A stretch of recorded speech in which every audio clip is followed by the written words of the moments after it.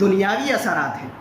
یہ تو گناہوں کے دنیاوی اثرات ہیں۔ آپ قرآن کا مطالعہ کر کے دیکھیں، قرآن کی آیتوں پر غور کر کے دیکھیں، اللہ تبارک و تعالیٰ نے سینکڑوں مقامات پر اللہ تبارک و تعالیٰ نے اس کے اثرات کو بیان کیا ہے، اس کے نقصانات کو اللہ تبارک و تعالیٰ نے بیان کیا ہے کہ گناہ کرنے سے کیا اثرات انسان کے دل پر مرتب ہوتے ہیں۔ قرآن کی انہی آیتوں میں اللہ تبارک و تعالیٰ نے بادشاہ طالوت کا ذکر کیا ہے۔ بنی اسرائیل کا طالوت نامی یہ بادشاہ جب کافر قوم عمالقہ سے جنگ کے لیے نکلتے ہیں تو ان کے ساتھ بنی اسرائیل کا ایک بڑا لشکر موجود تھا، ایک بڑی تعداد ان کے ساتھ موجود تھی، اور سفر بھی بہت ہی لمبا تھا، سفر کی مسافت بہت ہی طویل تھی، لہٰذا طوالت سفر انہیں تھکا کر کے رکھ دیتی ہے۔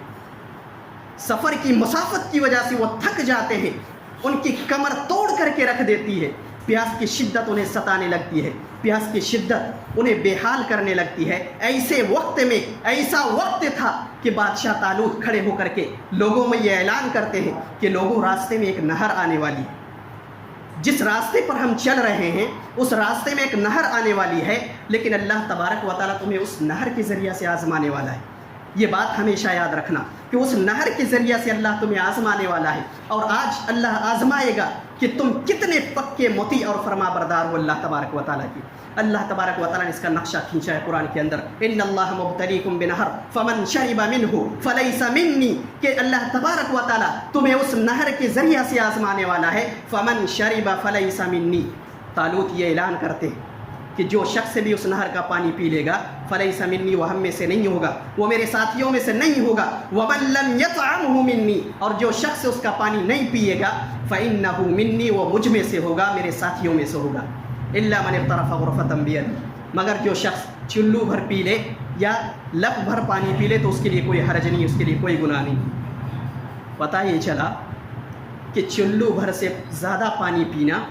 اس نہر سے چلو بھر سے زیادہ پانی پینا، یہ اللہ کی نافرمانی تھی، اور انہیں اپنے آپ پر کنٹرول کرنا تھا، اپنے آپ کو روکنا تھا، اپنے آپ کو کنٹرول کر کے، اپنے آپ کو روک کر کے اللہ کی فرما برداری اور اس کی مطیع ہونے کا ثبوت پیش کرنا تھا۔ لیکن کیا ہوا کہ جیسے جیسے نہر قریب آتی چلی گئی، ان کی پیاس کی شدت بھی بڑھتی چلی گئی، آخر میں یہ ہوا کہ وہ اپنے آپ پر کنٹرول نہیں رکھ سکے، اور جیسے ہی نہر قریب آئی سوائے چند لوگوں کے سب نہر میں جا کر کے ٹوٹ پڑے، اور سب کے سب نہر کے پانی سے سیر ہو گئے، سیراب ہو کر سب نے پیٹ بھر کر کے پانی پی لیا۔ اب کیا ہوا؟ اللہ کی نافرمانی ہو گئی، گناہ ہو گیا، اب اللہ کی نافرمانی کر بیٹھے۔ اب اس گناہ نے ان کے اندر کیا اثر ڈالا؟ اس گناہ کا نتیجہ یہ ہوا کہ اللہ تبارک و تعالیٰ نے ان کے اندر سے نیکی کا جذبہ چھین لیا، جہاد کا جذبہ چھین لیا۔ حالانکہ وہ کہاں چل پڑے تھے؟ حالانکہ وہ اس عظیم راستے میں نکل پڑے تھے، اپنے گھر بار چھوڑ کر کے، اپنے بیوی بچے چھوڑ کر، اپنے وطن عزیز کو چھوڑ کر کے اللہ تبارک و تعالیٰ کی بارگاہ میں قربان ہونے کے لیے، اپنی جانوں کی قربانیاں پیش کرنے کے لیے نکل پڑے تھے، اپنے گھر بار چھوڑ کر کے اللہ کی بارگاہ میں نکل پڑے تھے، اللہ کے راستے میں نکل پڑے تھے، سفر کی لمبی مسافت طے کر چکے تھے، سفر کی طوالت ان کے کمر کو توڑ کر کے رکھ دیا تھا۔ اتنے عظیم راستے پر نکلنے کے باوجود گناہوں نے ان کے دل پر یہ اثر ڈالا کہ قرآن کہتا ہے فلما جاوزہ هو والذین آمنوا معه، کہ جب انہوں نے نہر کو پار کر لیا، جب طالوت اور ان کے لشکر والذین آمنوا معه، ایمان والوں کا تذکرہ کیا گیا ہے، یعنی جالوت اور ان کے لشکر جو لوگ ان پر ایمان لائے تھے، جب انہوں نے اس نہر کو پار کر لیا قالوا لا طاقت لنا اليوم بجالوت وجنودی، تو ان نافرمانوں نے جنہوں نے نہر کے اندر پانی پی لیا تھا کیا کہا؟ قالوا لا طاقت لنا اليوم بجالوت وجنودی، کہا کہ طالوت، ہم کافر بادشاہ جالوت سے اور اس کی قوم سے مقابلہ کرنے کی طاقت نہیں رکھتے، ہمارے اندر طاقت نہیں ہے۔ کس نے کیا یہ سب؟ گناہ کی وجہ سے ہوا، اللہ کی نافرمانی کی وجہ سے اللہ نے اس کے دل سے نیکی کا جذبہ چھین لیا، جہاد جیسی عظیم نیکی کا جذبہ اللہ تبارک و تعالیٰ نے اس کے دل سے چھین لیا، اور انہوں نے یہ صاف انکار کر دیا کہ ہم جالوت اور اس کے لشکر سے مقابلے کی طاقت نہیں رکھتے۔ تو گناہوں نے یہ نتیجہ کیا، یہ گناہوں کی وجہ سے یہ سارا نتیجہ ہوا، حالانکہ وہ اتنے عظیم راستے پر نکل پڑے تھے۔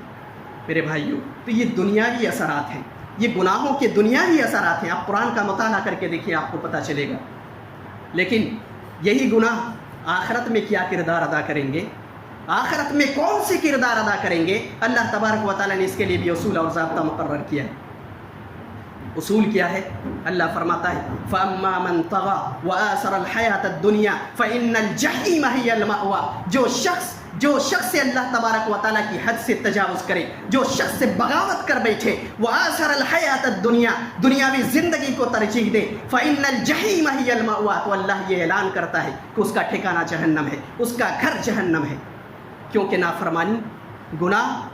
हर एक गुनाह ये नाफरमानी है, और हर नाफरमानी ये शरकसी है। और नाफरमानी और शरकसी इंसान तब करता है जब वो दुनिया को तरजीह देता है, जब आखिरत के मुकाबले में इस दुनिया को तरजीह देने लगता है, आखिरत से गाफिल हो जाता है, तो अल्लाह तबारक व तआला ने ऐसे शख्स के लिए ऐलान किया जहन्नम उसका ठिकाना है। ऐसा बागी और सरकश इंसान जहन्नम का ईंधन बन करके रह जाता है। रहे वो लोग जो नेक अमल करते हैं, जो नेक अमाल के ख्वाहिश और मुतमन्नी होते हैं, जो अल्लाह तबारक व तआला के रास्ते पर चलने के मुतमन्नी होते हैं, तो अल्लाह तबारक व तआला ने उनके लिए भी उसूल